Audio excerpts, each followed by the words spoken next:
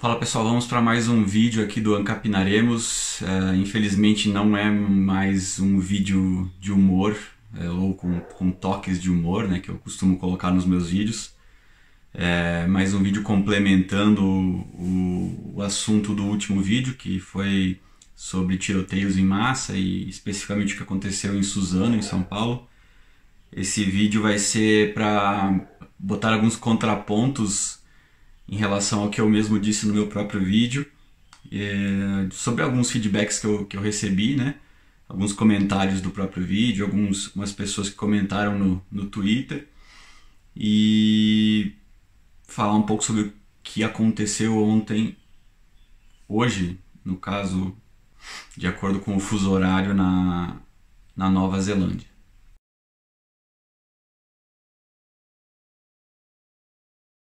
Então, só entrar um pouquinho alguns comentários que eu recebi sobre o vídeo anterior.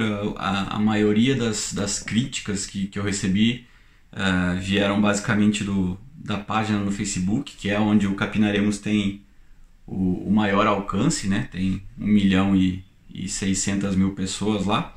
Então atinge uma gama gigante de pessoas diferentes, né? Então eu gosto disso. Então, basicamente, o que foi para o Facebook foi o título, né, do vídeo, né, do post no blog, que, para quem assistiu, é "Armas não matam, pessoas doentes sim". E, basicamente, as críticas recebidas foram em relação a esse título. Ninguém assistiu meus argumentos ou debateu o que eu falei no vídeo. Eles criticaram a frase, que realmente é uma frase rasa, manjada, vamos dizer assim. Na verdade, a frase mais comumente conhecida é "armas não matam, pessoas matam", né? Ou pessoas sim, enfim, pessoas matam, né? Eu coloquei o "doentes" ali meio que para explicar o meu ponto, que não são todas as pessoas que matam, são pessoas que têm algum problema e que acabam chegando nesse extremo. E aí eu detalho no vídeo mais sobre isso. Eu sei que o título ficou... A intenção não era ser um clickbait nem nada disso, porque eu realmente acredito no que eu falei, no sentido de que não é o objeto, a arma que mata, né? São indivíduos que cometem esses crimes, mas eu entendo que ela tem um apelo de que muitas pessoas usam ela para justificar a necessidade de mais armas, né? Que eu, como eu comentei no vídeo, também não sei se é o correto, ou se vai funcionar, ou se vai minimizar, ou se vai potencializar.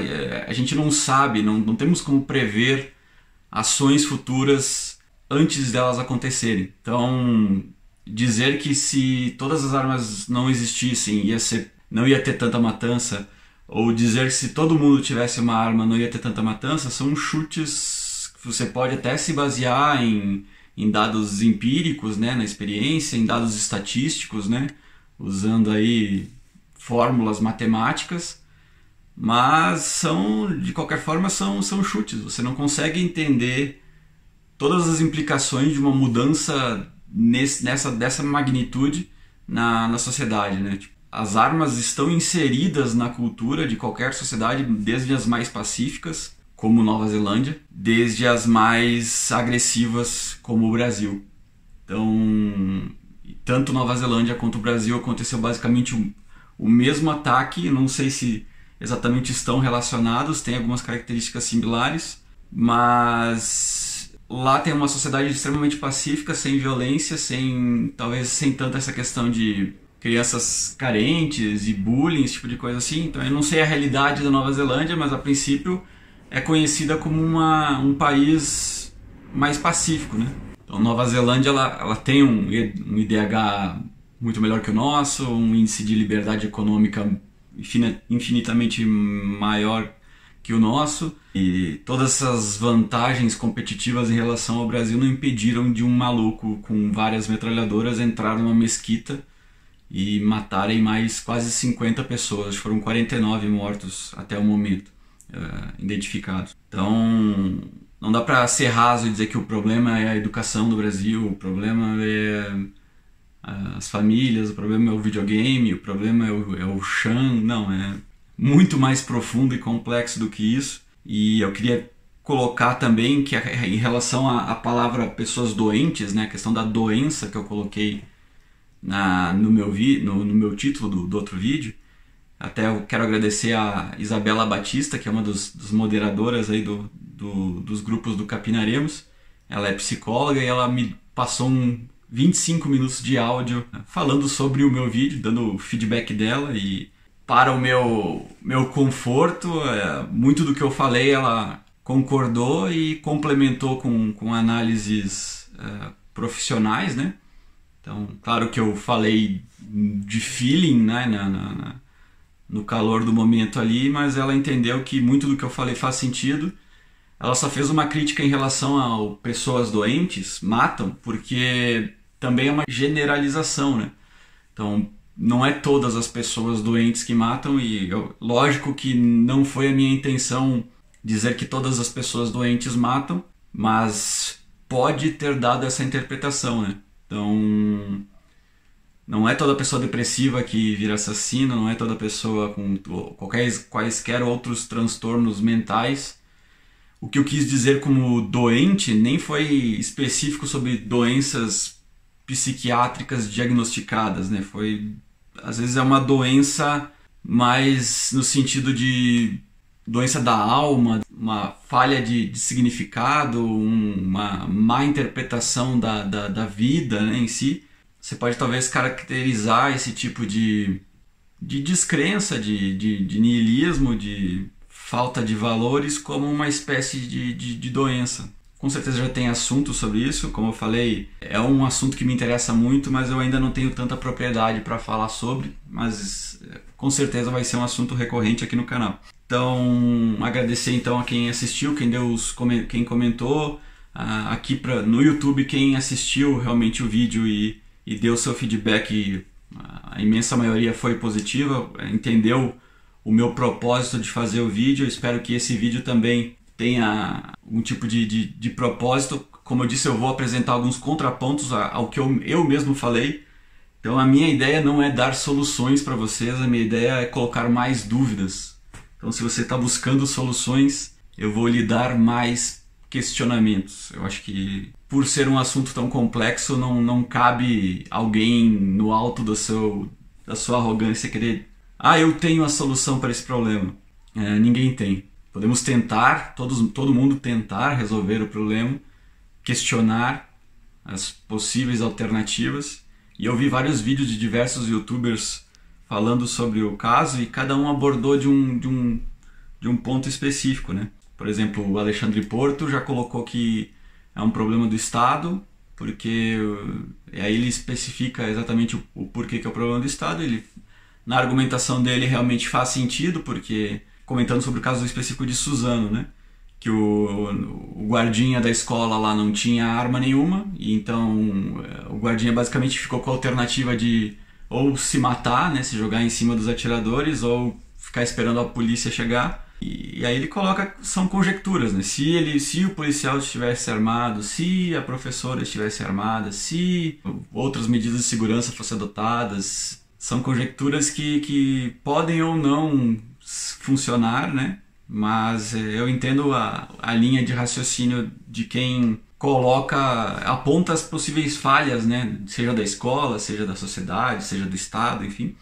Eu vi o Cogos também fez um vídeo sobre, e, como esperado, ele é um pouco mais radical, né? Então ele falou que crianças, por que não, deveriam estar armadas. Ele coloca que na Rússia crianças aprendem a atirar com 7, 8 anos. E se você se despida de tudo que você aprendeu como sendo algo que faz sentido, você acaba vendo até realidade nos argumentos que o Cogos usa. Então você não sabe o que daria certo ou não. Então vai que a ideia maluca de Cogos daria mais certo do que uma ideia maluca de Henry Bugalho ou qualquer outro youtuber mais pacifista, ou enfim. Não sabemos, não temos como prever a ação humana. Isso, todas as coisas que você for analisar para querer fazer algo para o futuro, mesmo assim, eu sou empreendedor, eu quero ver aqui, fazer uma análise de mercado para ver se vale a pena eu abrir minha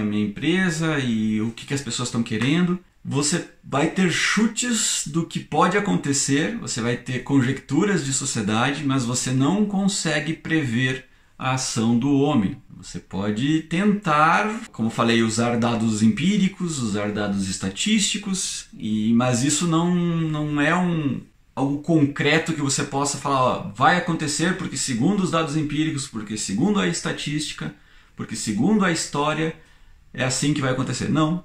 Infelizmente, o empirismo ajuda, as estatísticas ajudam, a matemática funciona muito bem. A história nos permite estudá-la para não cometer os mesmos erros. Eu concordo com tudo isso. Mas não só isso. Tem gente que abraça o empirismo, abraça a estatística, abraça a história como se fosse algo concreto e que o futuro, por causa destas ciências ou destas analogias, enfim, pudesse ser previsto. Você não consegue prever o futuro baseando-se no passado. Você pode ter uma ideia, você pode ter ele ajuda você a prevenir certas coisas, mas você não consegue ter certeza do que que vai acontecer. Então, inclusive, é uma crítica que o libertarianismo, o libertário, o anarcocapitalista recebe com frequência, que é: mas isso nunca foi tentado, mas isso nunca funcionou em lugar nenhum, mas isso é uma utopia, mas isso... Ok, você tem os seus argumentos empíricos, históricos, estatísticos, eles não servem para provar que algo não funciona. Talvez sim, uma sociedade libertária tenha mais assassinatos do que uma sociedade atual estatista. Queremos crer que não. Uma sociedade libertária onde onde os indivíduos obedeçam à ética argumentativa e aí, em consequência dela, a questão da não agressão, não invadir a propriedade, não agredir outros indivíduos, teoricamente você não teria mais violência do que tem hoje, mas a ação humana é imprevisível, você não consegue ter certeza do que vai acontecer no futuro. Então, só para não ter nada de libertarianismo no vídeo, eu queria colocar esse ponto. Eu queria ler aqui rapidinho, o vídeo vai ser longo, mas vocês já estão acostumados. Eu queria ler uma reportagem que foi postada no ano passado, em maio de 2008, no site National Review, e eu vou deixar o link na descrição, e ele fala sobre um livro do Malcolm Gladwell, que ele faz um estudo, né, baseado no trabalho do sociólogo Mark Granovetter, de Stanford. Vou tentar de novo, Mark Granovetter, não sabemos a pronúncia certa do nome desse rapaz. Esse aqui é basicamente um contraponto do que eu falei no meu vídeo, que de certa forma faz sentido, porque o que o Malcolm, baseado nesse estudo do Mark, ele diz que é um erro você se concentrar na tomada individual de decisões do assassino, do indivíduo, quando é possível estabelecer certas relações sociais na atitude dele. Eu coloquei que não temos como saber exatamente qual a motivação de cada um, porque cada indivíduo tem o seu conjunto de motivações que fazem ele chegar naquele estado. Eu continuo acreditando exatamente nisso, mas dentro dessas motivações do indivíduo, muitas dessas motivações podem estar relacionadas com coisas que acontecem na sociedade. Então, ele observar que os tiroteios estão acontecendo, todo esse caos que eu falei de pressões psicológicas no jovem, de conflitos sociais, essa questão a guerra de gêneros, a guerra de gerações, a guerra de raças, a guerra de etnias. Então tudo isso podem envolver motivações, podem acrescentar, potencializar a frustração de um indivíduo para que ele acabe se tornando um assassino. Isso não significa que ainda não é culpa do indivíduo chegar nesse ponto. Então, porque os conflitos sociais, as pressões psicológicas, os problemas de etnias e a condição social, a falta de dinheiro, a falta de recursos, a falta de oportunidades, os problemas que acontecem na vida, todos os seres humanos passam por isso. Temos 7 bilhões de pessoas e, graças a Deus, pouquíssimos são assassinos, serial killers e que teriam a capacidade de fazer um ato brutal como esse visto em Suzano e como esse visto em Nova Zelândia, que foi extremamente mais brutal do que o de Suzano. Enfim, mas o Malcolm e o Mark, eles colocam aqui que todos os motins e tumultos que acontecem na sociedade não são uma coleção de indivíduos isolados, mas sim ele estabelece uma série de limiares, no sentido assim que quem começa um tumulto, por exemplo, Black Bloc da vida, ou o cara que vai pra rua quebrar tudo, quem começa esse tipo de tumulto está no que ele chama de uma limiar zero de revolta, que são os instigadores desse tipo de revolta. Então é uma pessoa que tem o pavio curto, vamos colocar assim para especificar mais fácil. É uma pessoa que tem tolerância a zero. Ele já está no limite ali, qualquer coisa que acontece ele desbanca para violência. Então temos muitos indivíduos assim. Temos muitos indivíduos que a gente vê notícias diariamente de centenas aí de feminicídios acontecendo. Não só ataques contra mulheres, mas eu acho que é fácil de você exemplificar isso através desse pensamento aqui do Mark, né? Porque um indivíduo nesse tipo de limiar, qualquer coisa que aconteça no relacionamento dele pode desencadear um ato violento e esse ato violento escalar para um assassinato. Então a mulher demorou para chegar em casa, então já entra numa discussão e aquela discussão leva para algo pior. Ela recebe uma mensagem no WhatsApp que ele desconfia de alguma coisa, às vezes é de um amigo, alguma coisa assim, e ele já parte para uma agressão. Ela questiona alguma atitude dele, por exemplo, o cara chegou com uma marca de batom na blusa, ela questiona essa marca de batom, ele já fica agressivo e parte para agressão. Então é um indivíduo limiar zero, um indivíduo que começa os motins, e aí não só contra pessoas, mas contra a sociedade. Então ele vai e quebra janelas da rua, ele bota fogo em ônibus, esse tipo de coisa. Essas atitudes do indivíduo da limiar zero acabam trazendo outros indivíduos que não eram limiar zero, que eram limiares 1, 2, 3, enfim, que às vezes precisam que alguém comece uma revolta, um motim, para que eles também entrem. Esses indivíduos com limiar 1, 2, 3, talvez eles não começassem o motim. Se o motim não estivesse acontecendo, eles não entrariam nessa revolta coletiva. Então é interessante e realmente faz sentido. Ele usa dados aqui empíricos, ele faz análises, né? Enfim, se a sociedade estiver num caos enorme e tudo sendo destruído, tudo pegando fogo, uma guerra civil realmente, indivíduos de limiares maiores, hoje eu sou extremamente pacífico, mas se tiver todo mundo se matando aqui na minha rua, para me defender pelo menos, eu vou pegar o meu taco de beisebol e vou me defender. Se vir alguém aqui tentar invadir minha casa, eu vou matar essa pessoa. Eu não mataria ninguém em condições normais, mas poderia ser levado a fazer isso, caso as circunstâncias se mostrassem obrigatórias, vamos colocar assim. Então é uma análise interessante que não é só o indivíduo, não é um indivíduo que as coisas que acontecem com o indivíduo que tornam ele isoladamente alguém perigoso. Teve alguém que falou em algum vídeo que eu assisti em algum momento, não sei exatamente qual foi, e esses assassinos, eu acho que foi até o Renan do MBL. Então me desculpem usar o Renan do MBL aqui, já vamos falar sobre Renan daqui a pouquinho. Eu não sei se foi exatamente ele, mas faz parte do argumento dele, que esses terroristas, esses assassinos, serial killers, alguns podem ser criados fora da sociedade, por exemplo, numa fazenda, e depois são colocados na sociedade depois de adulto e começam a matar. Mas a grande maioria deles... não foi o Renan. foi o Silvio Matos, o nosso senhorzinho Sete Coroas. Vou deixar o link dele aqui na descrição. Silvio é um cara lúcido pra caralho, assista os vídeos do Silvio.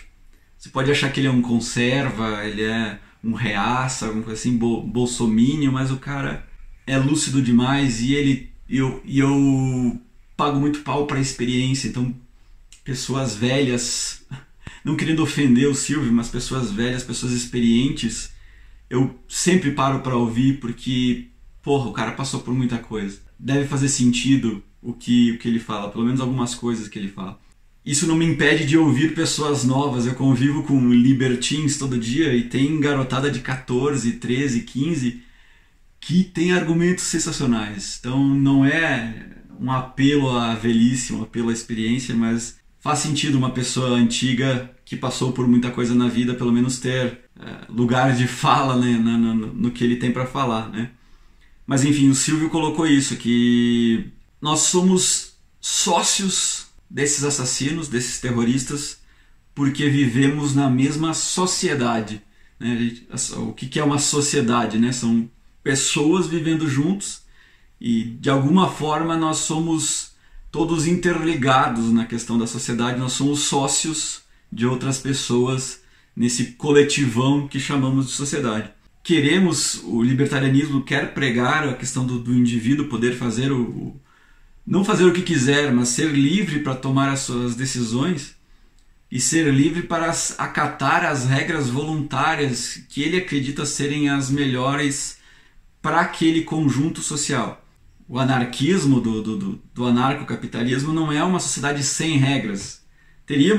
Continuaríamos tendo milhares de regras, mas elas seriam voluntariamente seguidas pelos indivíduos que gostariam de viver naquela área específica. Se aquela área tem pessoas que colocaram uma regra que você não concorda, esperamos que tenha outras áreas que essa regra não seja válida e que você possa viver em outras áreas sem essa regra. Talvez existirão determinadas áreas onde a quantidade de regras seja quase limitadas à regra inicial, que é a regra do respeito à propriedade privada. Essa é a premissa de qualquer sociedade libertária. A partir daí, qualquer outra regra que pode ser derivada dela pode ser seguida ou não. Acredito que tenham muitas outras regras que fazem sentido existirem, que não são necessariamente obrigatórias existirem. Então, por exemplo, ontem eu entrei em várias tretas principalmente com o pessoal que é neoconservador, aí, o bolsominion, né? Sobre as drogas, né? E eles colocam vários argumentos que fazem sentido, pelo menos para a cabeça deles, ou que são, como eu falei, buscam dados empíricos, buscam dados estatísticos para falar sobre o potencial perigo de uma liberação das drogas, né? Você não veja aqui o que está acontecendo em São Francisco, onde as pessoas usam crack na rua e estão noiadas e morrendo, e mendigos e não sei o que, uma nação de zumbis se mijando na rua e seringas largadas. E aí fala, olha o que está acontecendo no Uruguai, foi legalizado e o crime aumentou, não sei o que. E aí temos outros exemplos que é o outro lado. Então olha o que está acontecendo em Portugal, que descriminalizou tudo e não virou um caos. Tem sim, pessoas continuam morrendo de overdose, tragédias familiares continuam acontecendo, de pessoas que não conseguem controlar o seu vício e partem para o crime. Enfim, todos os cenários negativos que sabemos que drogas levam, né? Você perde às vezes a noção da realidade, você se torna agressivo por causa da droga, você acaba cometendo crimes por causa da droga, você acaba afetando outras pessoas por causa da droga, no sentido de que você vai roubar, que você vai matar, que você vai para sustentar o seu vício. Só que tudo isso, todas essas justificativas não impedem a liberação da droga, não são justificativas éticas do ponto de vista libertário para proibir que pessoas façam o que quiserem com os seus próprios corpos. Porque a partir do momento que você abre essa brecha de não, essas substâncias você não pode tomar, você abriu essa brechinha, por que não você tomar conta de todas as substâncias que o indivíduo toma? Muitas pessoas falam, mas não tem nada a ver, ninguém mata por causa de um bacon ou de um Big Mac. Ok, talvez mate, você não sabe se a pessoa matou por causa de uma comida, por causa de comida, uma condição extrema, enfim. Com certeza é menor do que pessoas que mataram por causa do crack, enfim, mas pessoas matam por causa de comida, pessoas matam por causa do álcool que é liberado, pessoas matam porque estão mentalmente afetados por drogas que são vendidas na farmácia, pessoas matam, enfim, qualquer substância, pessoas tomam veneno que é vendido no mercado, que é veneno para matar insetos, pessoas compram esse veneno e se matam. Por que o veneno você vende em qualquer esquina e uma droga não? Pessoas deveriam ser livres para fazerem o que quiserem com o seu próprio corpo. Isso eu vou fazer, com certeza vou fazer muitos vídeos. Até eu citei um movimento que eu vou criar, que é um movimento de pessoas caretas que nunca usaram e nunca usarão drogas na vida, porque sabem que essas drogas fazem mal e viciam e podem levar a consequências terríveis e destruir uma vida, que é o meu caso. Nunca usei nada, nunca fumei nada, não fumei nem cigarro, só de forma passiva, assim. Bebo muito pouco de destilados, bebidas mais fortes, assim, fico mais na cervejinha e social, assim, não tomo porres para cair no chão. Não se legalizar tudo e liberar tudo, talvez eu use, mas eu não pretendo usar. Agora tá livre, eu vou usar cocaína, eu vou usar crack, eu vou me injetar heroína. É uma escolha totalmente minha, individual. Eu não pretendo, eu sei que tem consequências terríveis. E exatamente por causa de saber que tem consequências terríveis, eu não faço diversas outras coisas. Eu realmente não fumo, não... Estou tentando... Um gordo falar isso é complicado, mas estou tentando comer melhor, testar táticas aí de educação alimentar.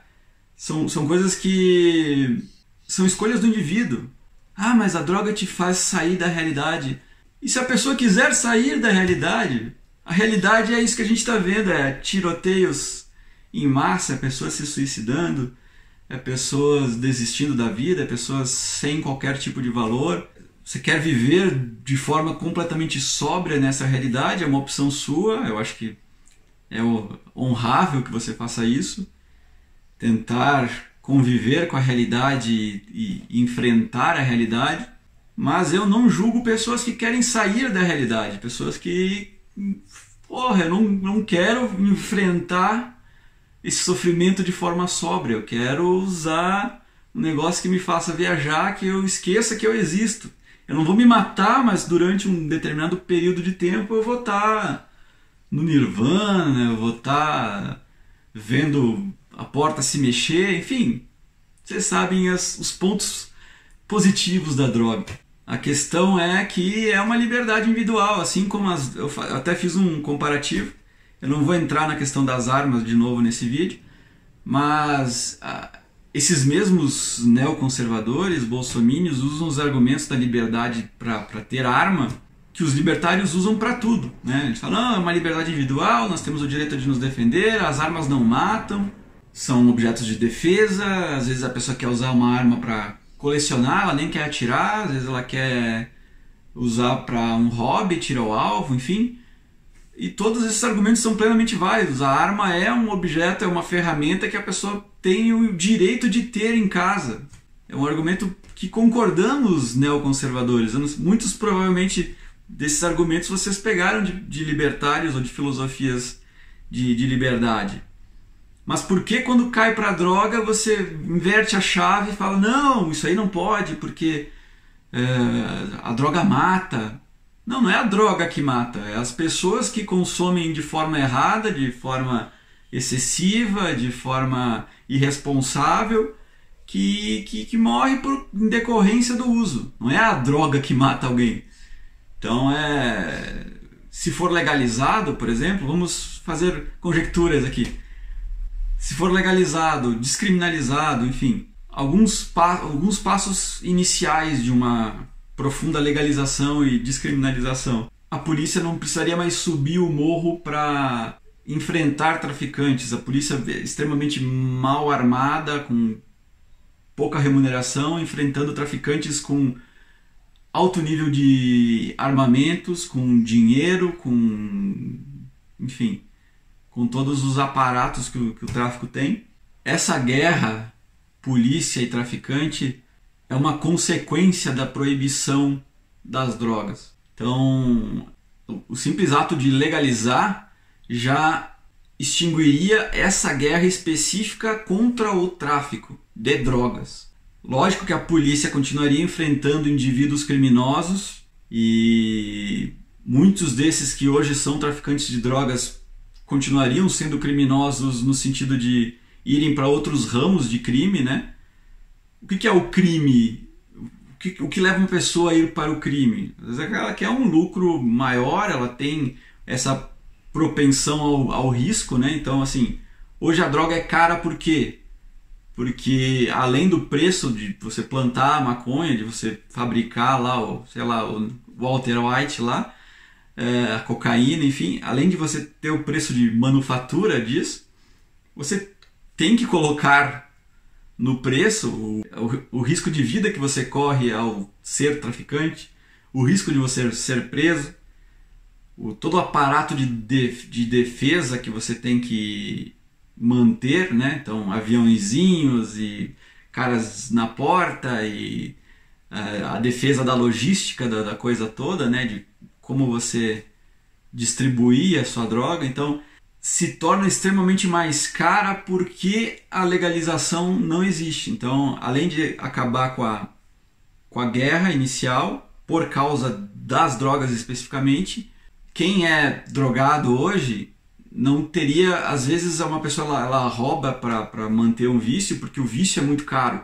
E às vezes, num ato de descriminalização, de legalização, um maconheiro pode plantar no quintal da sua casa, como se fosse uma horta de alface, ele vai ter uma horta de maconha.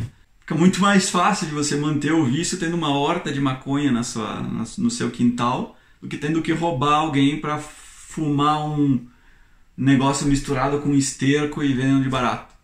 Então, esse assunto me emociona, não tem nada a ver com tiroteio, ou tem, mas enfim, muitas pessoas colocaram a culpa das drogas na questão do Suzano, porque a mãe de um dos atiradores era viciada em drogas e ele acabou sendo criado pelos avós.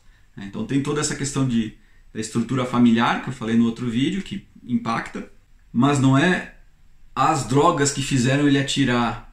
Pode ter um papel, e com certeza teve um papel para ele chegar no estado onde ele chegou, a questão de onde você observa o seu principal modelo, que é seus pais, a sua mãe, você observa, pô, minha mãe, olha o estado que ela está, como que eu vou acreditar na humanidade tendo o meu principal modelo daquele jeito deteriorado? Então, lógico que ter um pai viciado em droga e acabado num vício prejudica o seu raciocínio e os seus julgamentos de valor. Mas não é uma justificativa ainda válida para você proibir que pessoas usem esse tipo de substância. Temos milhões de pessoas drogadas, muitas delas têm filhos.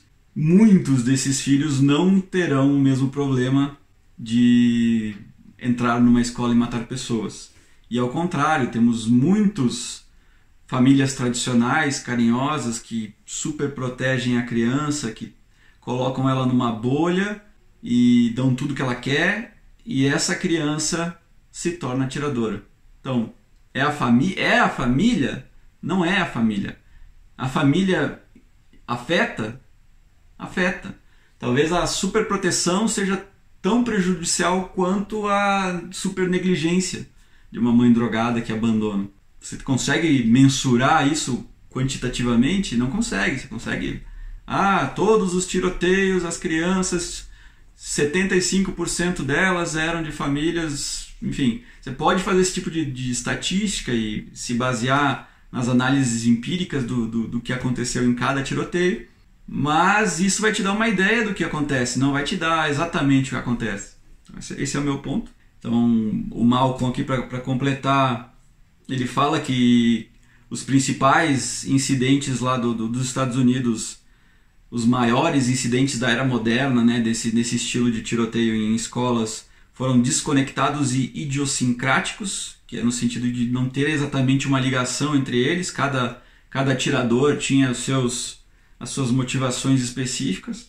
E ele fala que a partir de Columbine, foi um marco aí nesse tipo de atentado, né, de ação, ele fala que os próximos atentados, muitos deles tiveram ligações diretas com o que aconteceu em Columbine. O roteiro cultural que foi estabelecido em Columbine acabou afetando a decisão de outras pessoas a fazerem o mesmo. Então, nessa teoria dele do limiar zero, é como se o pessoal de Columbine, aqui, o Harris e o Klebold, eles fossem o limiar zero do tiroteio em escola, que eles começaram com esse viés cultural de revolta social, né? Eles se auto-glorificaram no sentido de nós somos heróis que estamos lutando por uma causa, né? Escreveram manifestos e gravaram vídeos e fizeram tudo de uma forma encenada e dramática, né? No sentido de nós estamos fazendo isso para purificar a humanidade. Então tem toda uma filosofia por trás desse crime. E ele coloca aqui que 8 anos depois de Columbine, dos 11 tiroteios em escolas dos Estados Unidos entre 1999 e 2007, 6 das versões desses 11 tiroteios eram versões de Columbine, então tinham ligações diretas com o que aconteceu em Columbine. E nesse mesmo período tiveram mais 11 tiroteios que foram frustrados, e todos esses 11 também eram inspirados em Columbine. Então a gente observa lá nos Estados Unidos, a gente fala, lá acontece muito, é por causa das armas, a segunda emenda. Aqui acontece e não temos a segunda emenda. Nova Zelândia acontece, eu não sei qual que é a emenda que tem lá, se é mais liberado, se é menos liberado. Eu acho que, teoricamente, por ser um país de liberdade econômica maior, talvez a liberdade individual de ter uma arma também seja maior. Mas eu confesso que não fui procurar. O fato é, existem tiroteios frustrados. Quantos tiroteios frustrados em escolas temos no Brasil? Quantos que o segurança armado conseguiu interceptar o cara e impedir uma tragédia maior? Temos? Não temos muitos também. Talvez tenha algum tiroteio frustrado em escola que foi defendido por alguém. Teve o caso de própria Suzano, né? Inclusive a mãe que era policial que estava largando o filho e matou o cara na rua, que estava vindo com uma arma para cima de criança, ele estava assaltando ali, né? Mas vai saber o que ele poderia fazer, talvez matar algumas crianças na escola ali. Essa mãe, ela estudou exatamente na escola onde teve o tiroteio. Ela é de Suzano, ela foi eleita deputada agora também, né? Então, olha as ironias e as loucuras da vida, né? Então é isso, tem possibilidade de ser culpa das armas, tem possibilidade de ser culpa da falta das armas, são coisas que afetam a quantidade para cima ou para baixo de tiroteios, mas não resolvem o problema, são medidas paliativas, como eu falei no outro vídeo. E como eu falei no outro vídeo, eu não sou contra medidas paliativas. Esse caso da Nova Zelândia, onde o cara matou 49 pessoas, ele tinha várias armas de calibre altíssimo, armas de guerra, que ele teve tempo para recarregar todas elas e ir para o carro e voltar e matar todas as pessoas, e ele foi cruel demais. Eu tive a infeliz ideia de assistir a porra do vídeo, porque infelizmente somos curiosos e temos essa curiosidade mórbida de assistir um negócio desse. E eu assisti a porra do vídeo. O cara simplesmente foi brutal. Ele colocou uma GoPro no capacete, ele saiu do carro armado, entrou numa mesquita, pessoas rezando lá dentro, muitas pessoas rezando lá dentro. E com essas armas de calibre altíssimo, ele matava sem piedade alguma todas as pessoas que ele viu pela frente. Em distâncias longas, com mira, enfim, e além disso ele teve tempo disponível e a frieza de ir para o carro, pegar mais munição, voltar e atirar em cada uma das pessoas que já estavam no chão, porque Eu acredito que uma das táticas para você tentar se salvar disso é se fingir de morto, né, no chão. E ele teve a frieza de voltar para dentro da mesquita e meter um tiro em cada uma das pessoas que já estavam no chão. E é um negócio que você não entende como uma pessoa, um ser humano, consegue chegar num ponto extremo de psicopatia e cometer um negócio desse. Ainda teve tempo de sair, pegar o carro e sair andando de carro e atirar em pessoas na rua. Tipo, ele parava num semáforo e atirava em alguém. Negócio extremamente bizarro. Onde é que estava? Como que demorou tanto para alguém reagir? Cadê a polícia? Não tinha ninguém próximo para reagir. Até no decorrer do vídeo, é um vídeo de 17 minutos. Eu não recomendo que vocês assistam, mas enfim. No decorrer do vídeo, uma das pessoas lá dentro, talvez num ato de desespero, tenta ir para cima do cara, talvez para tentar tirar a arma, mas é uma pessoa que, sei lá se ele treinou, enfim, mas uma pessoa sem arma contra uma pessoa armada tem poucas chances, né? Então eu não sou contra medidas paliativas no sentido de restringir talvez essas armas de guerra, que, ok, você quer ter uma arma para se defender, uma defesa pessoal em casa, uma pistola talvez seja o suficiente. Uma pistola, ainda se uma criança, alguém vai numa escola com uma pistola, ela faz um estrago grande, mas não é tão grande quanto uma metralhadora, uma 12, sei lá. Não estou aqui dizendo que armas militares devam ser proibidas de ser vendidas para pessoas, mas sendo extremamente realista e pragmático, por que além de uma pessoa que quer, sei lá, proteger uma fazenda ou quer, enfim, talvez você tenha motivações diversas para ter uma metralhadora na sua casa ou várias metralhadoras na sua casa, mas foge um pouco da racionalidade de você, da proporcionalidade, né, no sentido de, ok, é um direito seu, talvez você ter uma metralhadora não o torne um assassino, mas há de se desconfiar de que alguém que compra não só uma, mas várias metralhadoras, vários tipos de armas, talvez tenha algum tipo de intenção não tão legal aí por trás disso, né? Então a minha intenção não é proibir as armas, com certeza, claro que vocês já sabem disso, mas não tornar tão fácil assim a compra de, pelo menos, de armas desse tipo de calibre, que são usadas em questões muito específicas, né? São usadas...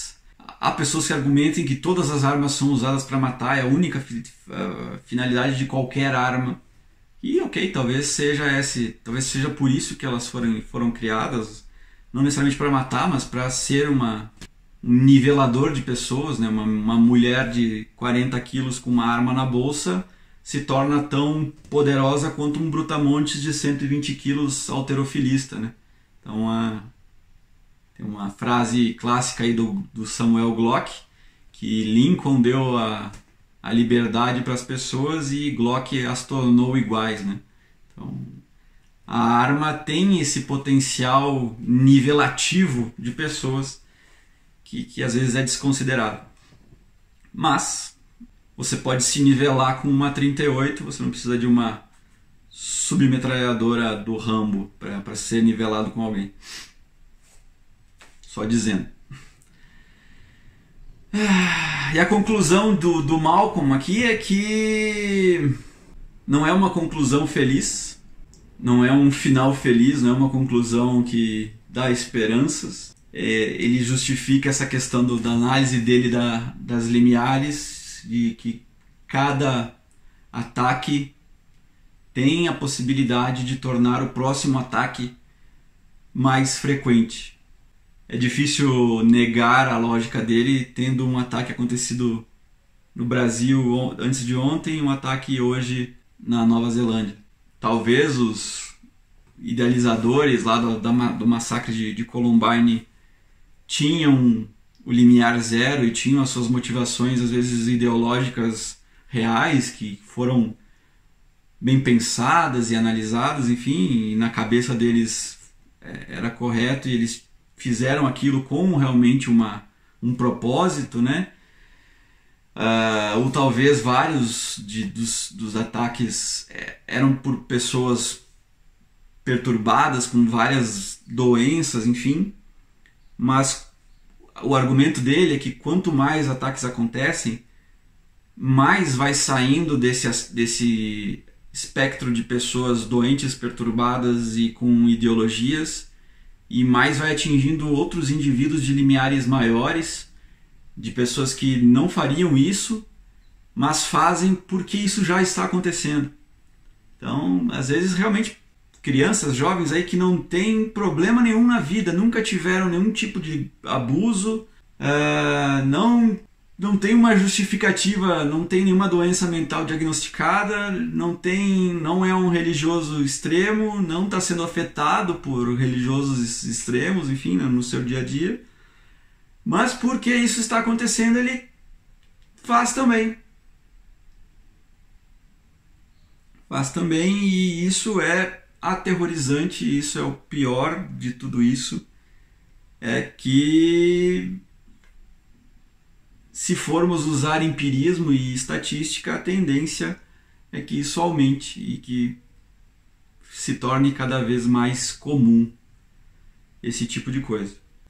Então vou deixar aí na descrição o link para essa matéria, caso você queira ler um pouco mais sobre isso. E linkando então com o que aconteceu na Nova Zelândia, já está em 1 hora aí o vídeo, me desculpem. Já começa com uma ironia bizarra de você analisar. A cidade onde aconteceu esse tiroteio chama-se Christchurch, ou Igreja de Cristo. E o ataque aconteceu em mesquitas, né, que são da religião islâmica. Então, talvez, não sei exatamente a relação, mas é só uma ironia do que aconteceu, que uma cidade chamada Igreja de Cristo, que é uma das maiores cidades lá da Nova Zelândia, quase meio milhão de habitantes lá, tem mesquitas, né? Não estou falando que as mesquitas não deveriam estar lá, mas é uma ironia que talvez esse conflito de religiões mesmo, de culturas, acabe, de certa forma, levando a essas consequências. O oposto disso seria cada religião, cada cultura ficar na sua bolinha para evitar esse tipo de ataque.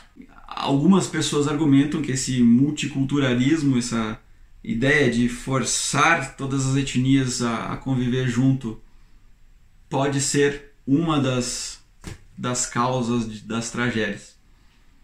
Eu não tenho opinião formada exatamente sobre isso, mas estou aceitando argumentos de todos os lados, inclusive é por isso que eu estou fazendo um segundo vídeo. Eu tive argumentos de outros lados, expus alguns aí durante o vídeo, e vou terminar aqui com uma espécie de paradoxo, né?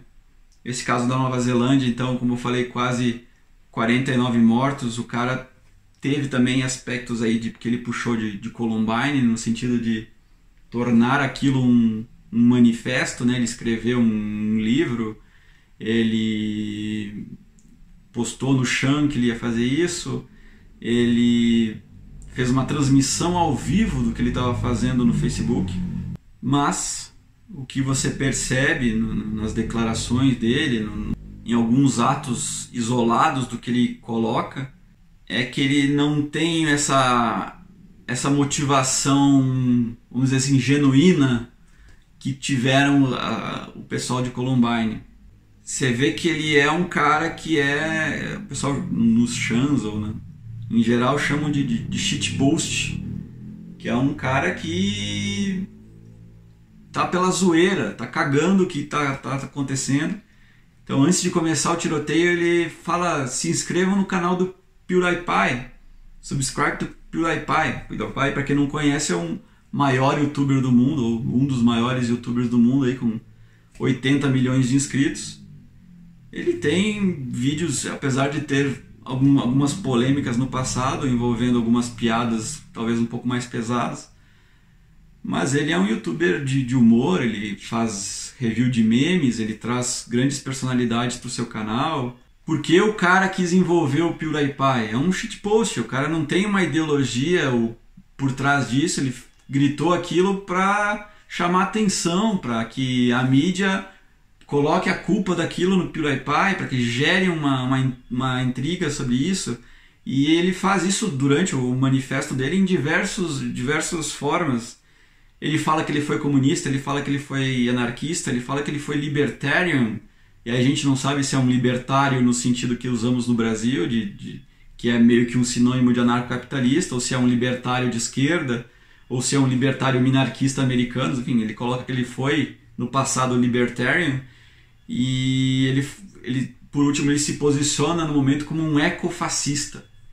Então é um negócio assim que mistura ecologia com fascismo, que é um negócio não tão frequente, mas que existe em pequenos núcleos desse tipo de coisa. Então você percebe que talvez algumas coisas que ele coloque sejam genuínos, que ele acredite mesmo, mas ele encaixa muitas coisas que são shitpost, que são voltados para chamar atenção e para fazer a história dele ser mais divulgada e ele se tornar um herói. E para fazer as pessoas brigarem por questões específicas, né? Então, por exemplo, pega lá que ele foi comunista e tem alguém que fala: ele é comunista, veja o que os comunistas estão fazendo. Então ele pega a palavra libertário e com certeza vai ter alguém falando: olha que ele foi libertário, isso é extrema direita, não sei o quê. Essa é a ideia do cara. Ele fez essa merda pensando que isso ia acontecer e vai acontecer e já aconteceu. Tem pessoas brigando por causa disso e podem ter consequências ainda mais terríveis por causa das brigas. E channers estão rindo com pessoas sendo beitadas, que a gente chama, que é mordendo a isca, né? Sendo fisgadas por esse shitpost, por esses trolls, por essas baits que ele largou aí. Então tomem muito cuidado antes de pegar pequenos pedaços de... Por exemplo, em Suzano também, o cara compartilhou uma coisa do Eduardo Bolsonaro. Obviamente muitas pessoas criticaram, dizendo que é culpa do Bolsonaro. Então ele postou lá um símbolo da anarquia, muitas pessoas falaram que é culpa do ANCAP, do anarquismo. O outro postou um negócio lá que tinha bandeira comunista, lutando contra o imperialismo norte-americano. É socialista, é imperialista, comunista, é assassino, enfim. Não caiam nessa dicotomia, nessa guerra de narrativas, porque isso promove o indivíduo que fez isso e às vezes torna o crime, coloca o crime em si em segundo plano, que o que deve ser combatido é o ato dele matar pessoas, não o que ele acreditava, o que ele deixou de acreditar, enfim. E aqui entra um pouco num paradoxo que eu me posicionei de uma forma, daí depois eu li o outro lado e me troquei de ideia, e eu vou deixar esse questionamento para vocês refletirem, que é em relação à divulgação desses casos na mídia, a divulgação desses vídeos, a divulgação do que acontece nesses tiroteios, nesses chans, né, nessa deep web da vida, ou a não divulgação, né? Sabemos já o posicionamento do Malcolm aí é que quanto mais pessoas observam isso acontecer, a tendência é que mais pessoas comecem a fazer isso, pessoas de outros limiares, né, comecem a fazer isso. Seguindo por essa lógica do Malcolm, então o que seria interessante é que ninguém falasse sobre isso, ninguém divulgasse nada disso, para que outras pessoas não se influenciassem por causa disso. Porém, o outro lado, você vai simplesmente fazer o que? Ignorar que aconteceu? O cara vai lá e vai matar 49 pessoas numa mesquita e você não vai falar sobre isso? Vai esconder o fato que aconteceu? Essa mesma mecânica é feita no sentido do efeito copycat, efeito manada, né, que eles chamam, que a mídia teoricamente não é para divulgar suicídios, né? Eventualmente ela divulga, que é o caso agora do tiroteio de Suzano, por exemplo. Além do homicídio, foi um suicídio e foi amplamente divulgado. É uma espécie de suicídio, né? Porque é um suicídio onde a intenção dele já era se matar, e às vezes ele é levado a falar assim: não se mate sozinho, leve outras pessoas com você. É uma espécie de suicídio bizarro Nem sei se tem um nome para isso, deveria ter um nome para isso, para ser tratado do jeito que precisa ser tratado. Mas a mídia em si não divulga suicídios de pessoas normais. Ela não fala, a pessoa se enforcou em casa. Mas ela divulga de artistas, ela divulga de políticos, ela divulga de pessoas influentes em geral, acaba se tornando uma notícia. Às vezes de uma forma um pouco mais leve, né? Fala, polícia fala que pode ter sido suicídio. Não torna aquilo o foco, né? Fala, foto aqui do Robin Williams enforcado. Não é o que a mídia faz. Mas a questão é, a mídia não divulgar o suicídio não diminuiu a quantidade de suicídios. O problema do suicídio não é o suicida ou o potencial suicida, ele vê alguém e se mata. Algumas pessoas podem fazer isso, com certeza. As evidências estatísticas mostram isso, que quanto mais acontece, mais a tendência é acontecer. Mas o contraponto disso, que foi quem defendeu essa ideia além do Malcolm, e o Easy Nobre falou muito disso, ele fez um vídeo mais voltado para esse sentido de parar de dar moral para esses caras que querem fama, querem ser conhecidos, né? E não ficar excessivamente divulgando. No Brasil, o caso de Suzana basicamente dominou os noticiários e teve, inclusive, canais que passaram a filmagem na íntegra, no sentido de realmente mostrar, claro, o cara atirando e matando pessoas. Mas e se tornou, basicamente dominou o noticiário e inclusive edições especiais de jornais, enfim. Só se falou disso. Há pessoas que são contra isso, que falam assim, não deveria ser exposto. Aí tem várias questões, né? Tipo, o jornal expõe porque talvez ele queira audiência, né? Eles vivem de audiência.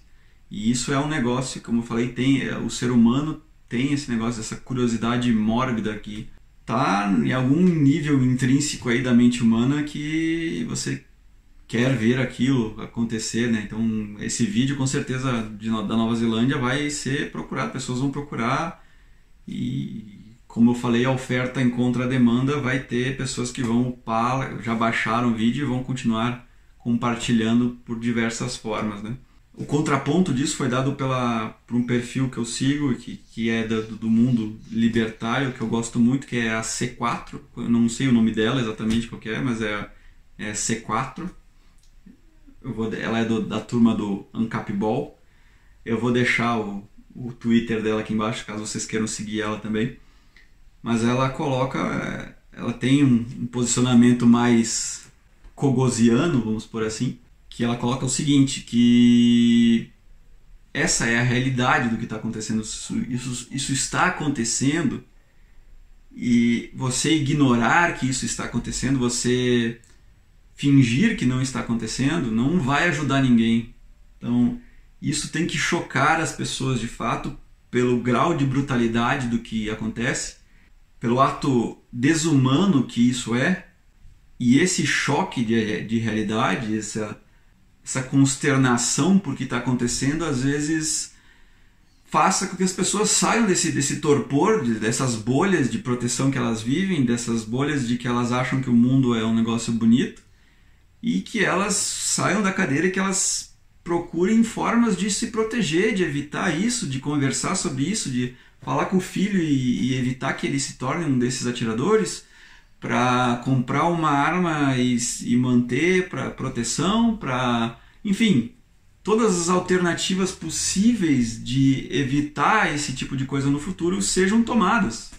Se ninguém noticiar um tiroteio em escola ou ser uma notinha de rodapé de um jornal, isso necessariamente não vai impedir que outros tiroteios aconteçam. Talvez alguns tiroteios não aconteçam porque todo mundo está ignorando. Mas talvez outros tiroteios sejam facilitados porque todo mundo está ignorando.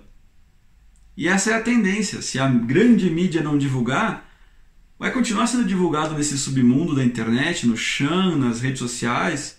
Hoje a informação é descentralizada e ela é muito bom que seja descentralizada, mas tem o seu aspecto possivelmente negativo, que é no sentido de que você não controla mais a informação. Então, se isso aconteceu, e se o atirador proativamente quer divulgar essa informação, essa curiosidade mórbida das pessoas vai fazer isso ser divulgado. Então, pessoas que não querem assistir esse tipo de coisa vai acabar assistindo, porque é mais forte do que a pessoa não querer assistir. E é impossível você olhar aquele vídeo e não ficar horrorizado com ele. E o fato é que você ficar horrorizado com ele te faz fazer alguma coisa. Eu estou fazendo esse segundo vídeo, 1h30 de vídeo que vai dar, porque eu estou horrorizado. Talvez se ninguém falasse sobre Nova Zelândia, aconteceu do outro lado do mundo, ninguém falasse sobre isso, Nova Zelândia abafasse o caso, talvez eu não fizesse esse outro vídeo. E talvez informações que eu estou passando aqui não afetassem outras pessoas. Então, esse é o recado, para não me estender muito, eu já estendi muito, mas eu não sei fazer vídeos curtos, como eu falei, não, a minha intenção nem é fazer vídeos curtos. Se você quer um canal comercial para assistir no intervalo do almoço, procure outros canais aí. O meu canal é mais para eu ter um local onde eu coloco meus pensamentos, sejam eles curtos ou longos, sem me privar de tentar ser super conciso e comercialmente viável. Enfim, já deixei mensagens motivacionais no primeiro vídeo, mas só para finalizar esse vídeo também mais ou menos na mesma vibe, algumas dicas, né? Eu quero que vocês cuidem-se. Vocês, pessoas que estão assistindo física e mentalmente, para que vocês não se tornem atiradores de escola, vocês não se tornem suicidas. O cuidar-se fisicamente tem vários sentidos, no sentido de realmente cuidar do seu corpo e no sentido de se defender de possíveis ataques, né? Então, sei lá, aprendam defesa pessoal, alguma luta, aprendam a usar algum tipo de arma branca, arma de fogo, enfim. Não vou falar aqui que você não deve fazer esse tipo de coisa. Às vezes você, uma pessoa do bem, um cidadão do bem, aprender a usar uma arma evita uma tragédia dessa. Às vezes uma pessoa do bem, um cidadão do bem com uma arma, evita que 49 pessoas também morram. Então cuidem-se fisicamente e mentalmente, fiquem atentos, estejam vigilantes. Uma frase que eu gosto muito sobre libertarianismo, que o preço da liberdade é a eterna vigilância. Que se você para de ser vigilante, você abre brechas para que o autoritarismo volte. Então fiquem atentos, sejam eternos vigilantes, offline principalmente, no sentido de na sua redondeza, na escola do seu filho, onde você estiver, seja vigilante para o que está acontecendo. E online também.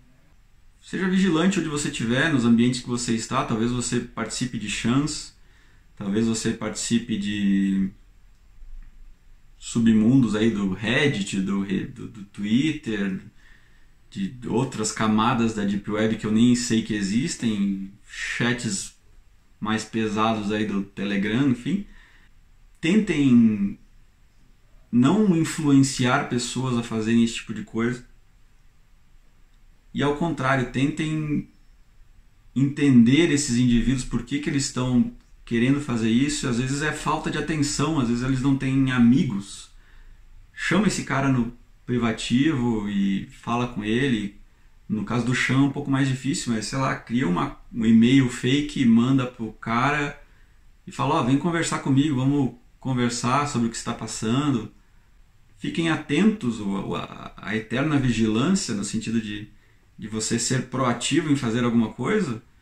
Às vezes é isso, às vezes a pessoa tá querendo se matar e ela precisa de alguém para conversar.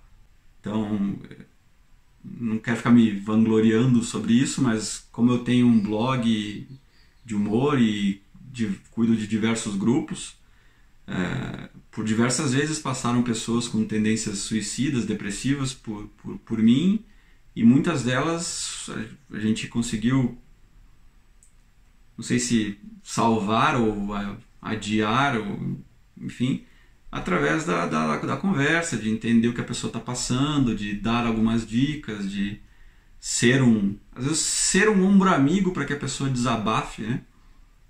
Inclusive eu citei a Isabela aí no começo do vídeo. Eu e ela tivemos no ano passado, acho que 2017, a iniciativa de criar o que a gente chamou de Capivara Amarela, que foi meio que um contraponto à Baleia Azul, o jogo da Baleia Azul, né? Então a gente criou um grupo e criou um jogo de desafios positivos para as pessoas, onde elas tinham que se autoconhecer melhor e fazer coisas positivas, né? E sociais. E com certeza essa iniciativa da Capivara Amarela ajudou muita gente. Ela ainda tá nativa, um pouco com um formato um pouco diferente do que a gente fez no início, mas ela ainda está ativa. Eu vou deixar o link na descrição caso você queira conhecer um pouco mais sobre a Capivara Amarela também. E por fim, se protejam de qualquer forma possível, seja se defendendo mentalmente, fisicamente. Tentem se proteger e estejam sempre vigilantes, sempre alertas. Tchau, tchau.